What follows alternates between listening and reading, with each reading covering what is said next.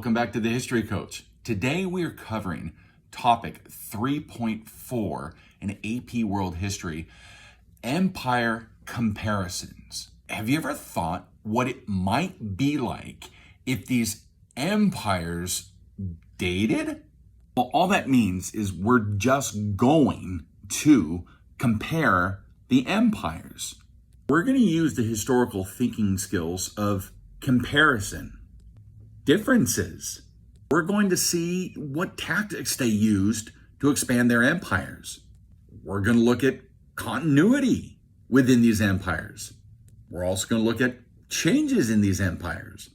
So let's start with comparing the Ottoman and Safavid empires. Let's focus on politics first.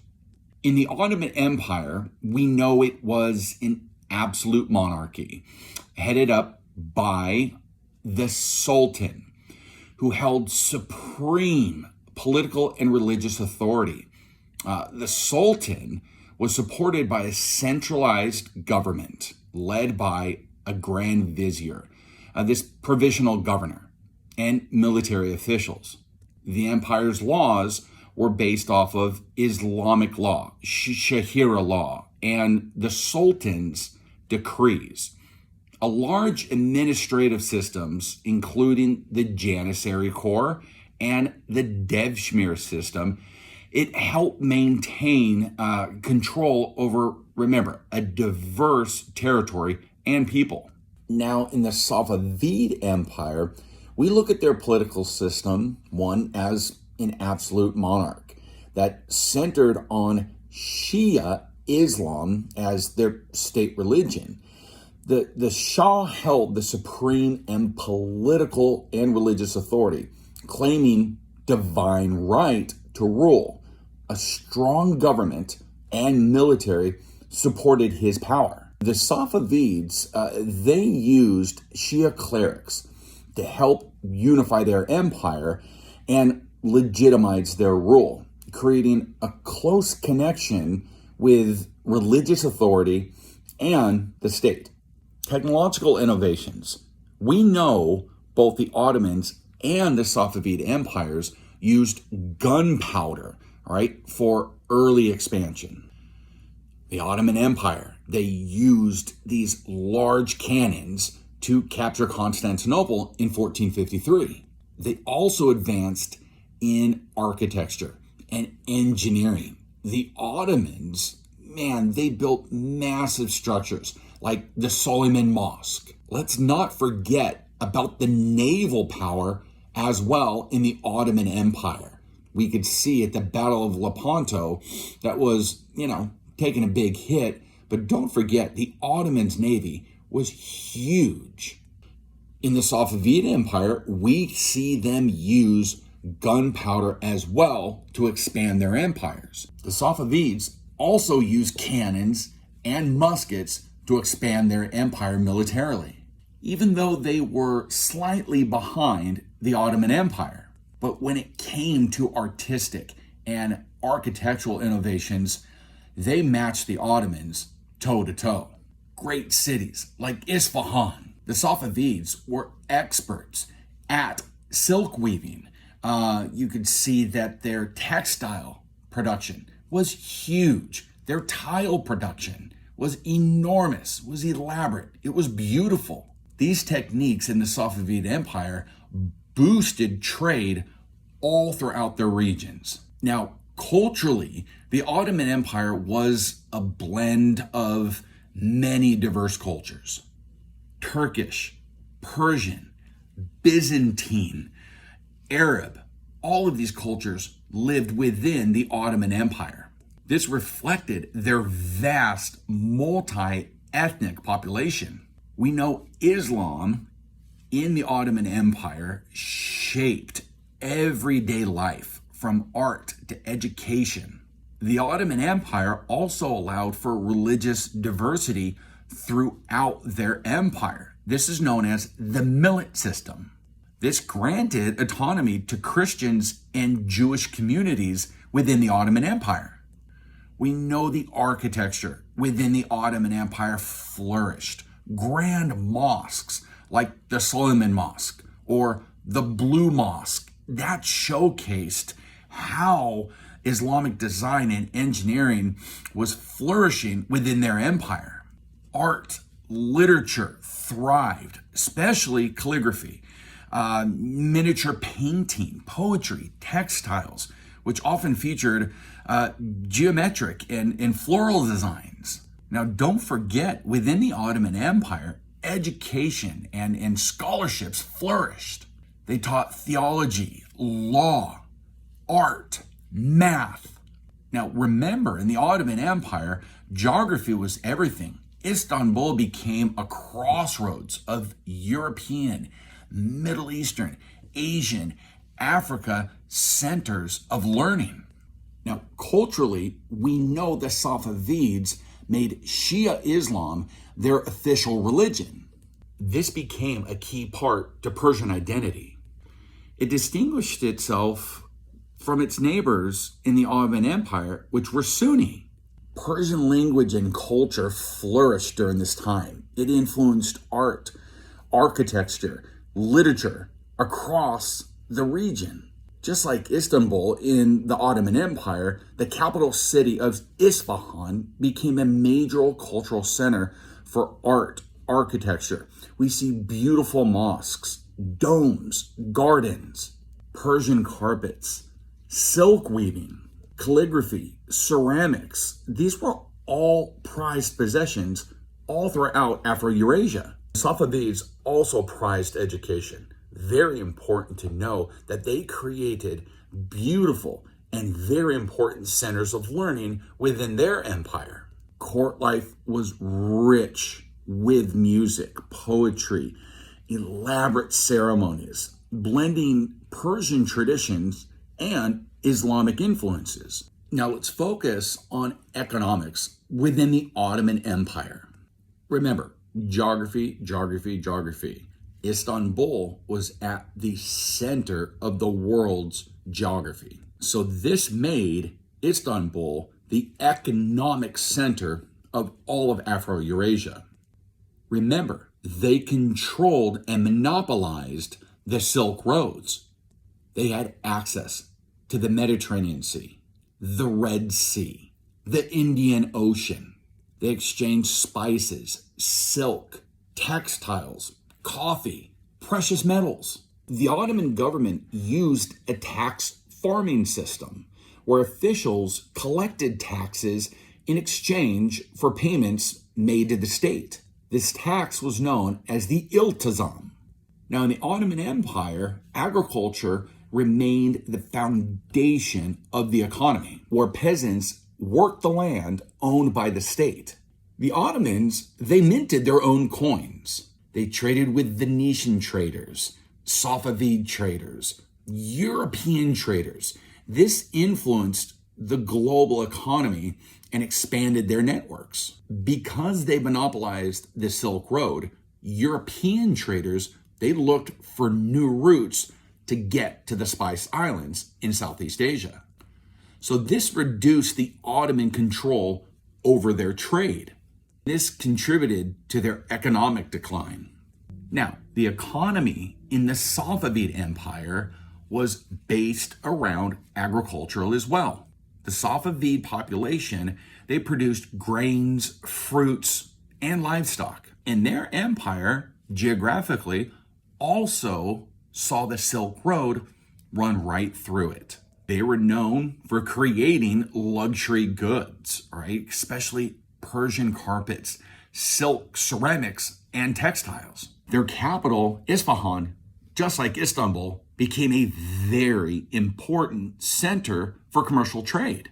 If you were to visit Isfahan during the time period we're covering, 1450 to 1750, you'd see elaborate bazaars, many merchants trading, workshops working around the clock. The English, the Dutch, they wanted luxury items, so they looked to this Persian Empire or Safavid Empire to obtain the silk, to obtain the Persian carpets. Now, just like the Ottomans, we'll see the economy in the Safavid Empire declined because of internal conflicts and wars with the Ottomans and the Uzbeks. Important to know that these wars led to a huge economic decline within the Safavid Empire. Now, socially, another key theme in AP world history, the Ottoman Empire we know was multi-ethnic, multi-religious, including Turks, Arabs, Greek, Armenians, Jews, and others. Society within the Ottoman Empire was organized by religion and class, with Muslims usually and most commonly holding the high upper class ranks. Non-Muslims, Christians, and Jews, remember, were governed under the Millet system, which allowed religious communities to govern themselves in matters of education, marriage, religion, exchange, though, for loyalty and taxes. Remember, social mobility was possible, especially through the Devshmir system. Many of these janissaries rose as high as Grand Vizier under this social scale. In the Ottoman Empire, patriarchal norms remained constant. It was a continuity. Women's roles varied by class. Elite women within the Ottoman Empire usually lived a life of seclusion, but they could hold position within politics. While lower class women worked on farms, artisan workshops, markets, the Safavid Empire was also another multi-ethnic society. But remember, it was highly influenced by Shia Islam. This was a defining element of Persian societies. Society within the Safavid Empire was organized around religious affiliation and classes. Shia Islam as the state religion, and Shia clerics holding a lot of religious and political authority. The majority of population in the Safavid Empire were Persian-speaking Muslims. There was also Armenians, Georgians, other ethnic groups living within the Safavid Empire. Many of them lived in distinct communities. Shia clerics had authority in education, in legal matters, social matters. They held high position in society, government, and religion. Patriarchy was dominant within the Safavid Empire. Women's roles were primarily domestic. Veiling, seclusion were common amongst the elites. But women could still influence society through charitable works and family matters. Artisans and merchants, they were the backbone to Safavid economy. Most, if not all, the schools within the Safavid Empire had some religious connotation, and they were pretty much religiously based behind Shia law. Now let's focus our attention on South Asia, India, and Asia, the Qing dynasty. Politically, the Qing dynasty was an absolute monarchy, ruled by emperors who claimed the mandate of heaven, meaning their authority was divinely granted, very much like the European monarchs in England, France, the mainland of Europe. This was their divine right theory. Remember, the Qing rulers were Manchu, a non-Han ethnic group. And they maintained their power through this distinct identity, while adopting many Chinese political traditions. They preserved the Confucian government system. They relied heavily on the civil service exam.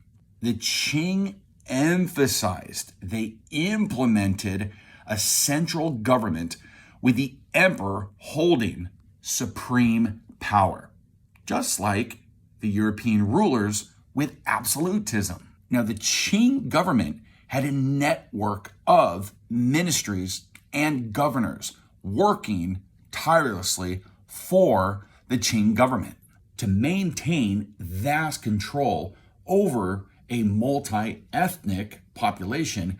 They used military strength, alliances with local elites. The Qing used the banner system. This organized Manchu society for military and administrative purposes. The Qing military expanded into Taiwan, Tibet, and Mongolia. They also maintained very strict control over trade and foreign relations. They did this, and this was known as the Canton system. The Qing expansion through gunpowder helped them take a defensive stand against warring neighbors. But the Qing dynasty, they focused on land expansion first before sea expansion. Now let's focus on the Mughal Empire and their political systems. Don't forget India, multi-ethnic, multi-religion, and multicultural. Leaders like Akbar in the Mughal dynasty, his focus was to unite this diversity if he needed any control over this vast Indian empire.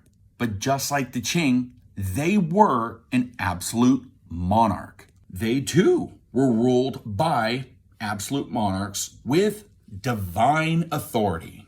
Their emperor was the supreme political and military leader. Their empire was supported by local elites, governors, and provincial leaders. The Mughals used a centralized administrative system to maintain order, collect taxes, enforce law with notable innovations, all right, that Akbar instituted that tied military service and governance to land and even revenue grants. Technological innovations within the Qing dynasty, they helped maintain and expand their power early on in their expansion. They didn't produce a new wave of technological innovations.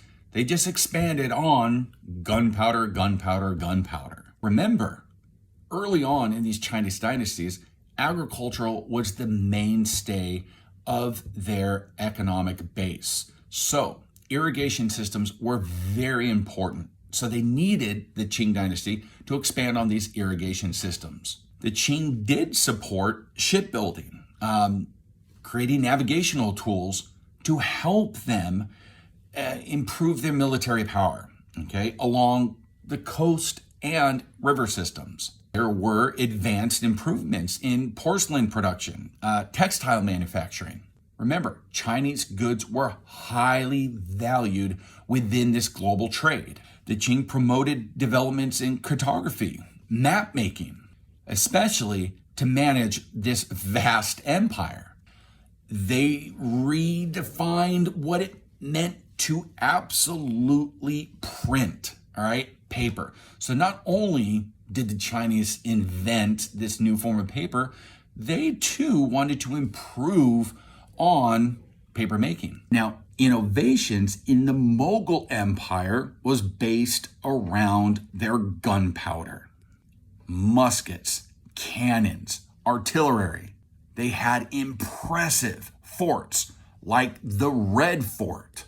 They too were an agricultural society. So just like the Qing, they need to improve on their agricultural innovations. Irrigation systems were huge, especially in northern India. Don't forget their monumental structures like the Taj Mahal. Now, culturally, the Qing dynasty is going to emphasize, once again, cultural values such as Confucianism. Social harmony, hierarchy was huge within the Qing dynasty. Confucianism dominated education, dominated government. The civil service, once again, was a huge part of this bureaucracy. Culturally, the Qing dynasty, they promoted art, they promoted literature, they promoted philosophy. Architecture flourished within Qing China.